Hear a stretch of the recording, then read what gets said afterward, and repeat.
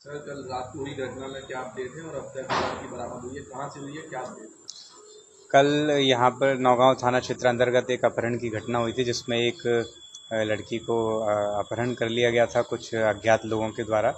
उसमें अभी अपडेट यह है कि जिस लड़की का अपहरण हुआ था उसको हमने रिकवर कर लिया है और कल से ही हमारी बहुत सारी टीम उसमें लगी हुई थी। लगभग 10 से अधिक टीम लगी थी और कई ज़िलों की भी टीम इसमें लगी हुई थी, यूपी, एमपी और राजस्थान की और दिल्ली की भी।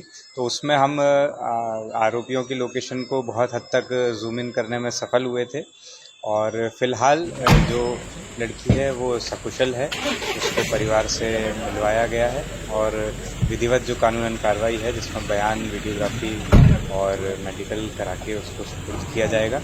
इसमें जो आरोपी हैं उनकी जो शिनाख्त की अभी लगभग हो रही है, उसमें 3 से 4 नाम क्लियर हुए हैं और उनके लिए हमारी टीम अभी अलग अलग स्थानों पर दबिश दे रही है और मुझे उम्मीद है कि उनको भी हम जल्दी गिरफ्तार करने में सफल होंगे। सर, लड़की की स्थिति कैसी है? लड़की की स्थिति एकदम ठीक है। अभी फ़िलहाल मेडिकल भी होगा, लेकिन अभी स्थिति एकदम ठीक है। बहुत अच्छे से बात कर रही है, परिवार से भी मिल रही है।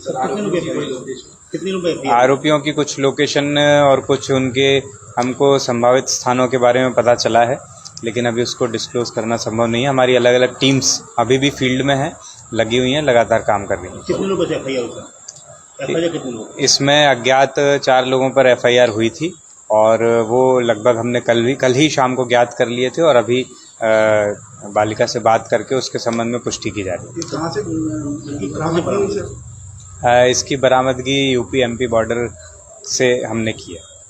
सर, ऐसी कोई जानकारी लग रही है कि बस से बैठ कर लड़की आ रही थी और सर मुझे जानकारी लगी उसके साथ जहाँ से वो लड़की बैठी है उसके साथ एक लड़का भी बैठ कर झांसी तक गया। उसके बाद पूरी विस्तार से उसकी हम समीक्षा कर रहे हैं कि कहाँ से वो आ पाई है और हमें जिस तरह से एक फ़ोन कॉल आया और उसके बाद में हमने विस्तार से उसको। सर, कल रात को हुई घटना में क्या अपडेट है और अब तक की बरामद हुई है, कहाँ से हुई है, क्या अपडेट?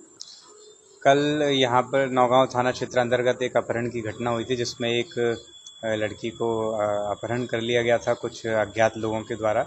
उसमें अभी अपडेट यह है कि जिस लड़की का अपहरण हुआ था उसको हमने रिकवर कर लिया है और कल से ही हमारी बहुत सारी टीम उसमें लगी हुई थी। लगभग 10 से अधिक टीम लगी थी और कई ज़िलों की भी टीम इसमें लगी हुई थी, यूपी, एमपी और राजस्थान की और दिल्ली की भी।